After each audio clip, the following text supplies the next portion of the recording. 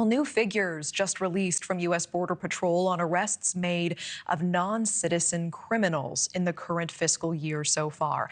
The federal agency reporting more than 5,000 arrests of individuals with criminal convictions in fiscal year 2025. Their crimes including homicide, sexual offenses, assault, and others.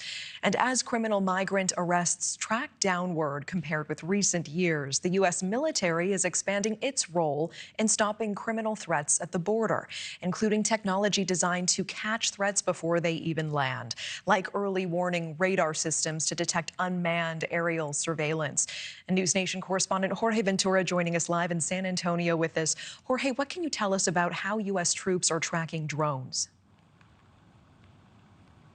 Well, Natasha, this high-tech radar system will be a key tool for U.S. troops on the ground. This is coming as the Department of Defense is now sealing off key areas along the U.S.-Mexico border, now installing these early warning radar systems. This comes as drone activity launched by Mexican cartels has become a growing concern for Border Patrol agents and local law enforcement on the ground. Some of these drones have actually been equipped with explosives, only raising the threat levels for agents. And in 2023, one border sector alone recorded more than 10,000 drone incursions from Mexico into the United States. Now troops from Joint Task Force Southern Border have deployed those early warning radar systems to counter those aerial threats near Rio Grande City on the Texas border. Soldiers are operating the AN-MPQ 64 Centennial radar system to detect drones and unmanned surveillance threats coming from Mexico. The Centennial system, mounted on a mobile platform, can be remotely positioned and alert frontline air defense when it detects hostile aircraft, drones, helicopters, or missiles. It's a 3-dot radar system tracking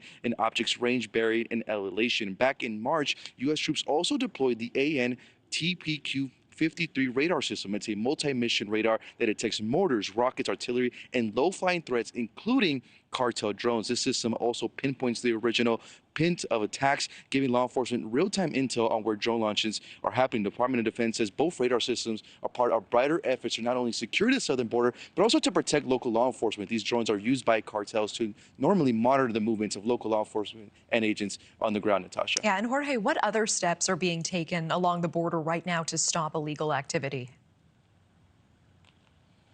So right now on the New Mexico border, there's about a 170-mile stretch of land right along the border that was now transferred to the Department of Defense. And this is now being called the National Defense Area. It activates kind of like a military base. Now, part of this operation, troops with the Joint Task Force Southern Border have also placed 150 warning signs over a stretch of land near Clint, Texas, visibly marking the restricted military zone overnight. And enforcement is already underway. Defense Secretary Pete Hegseth has made it clear anyone crossing into this restricted zone will be detained by U.S. troops. And just days before that signage operation was released, U.S. Attorney Ryan Ellison announced 82 new Title 50 charges for unauthorized entry into the National Defense Area along the southern border in New Mexico. It's the first large-scale use of a rare criminal statute targeting trespass on federally protected military land. U.S. troops on site now have the authority to detain and transfer individuals to federal law enforcement. Those charges do carry a penalty of 1 year in prison,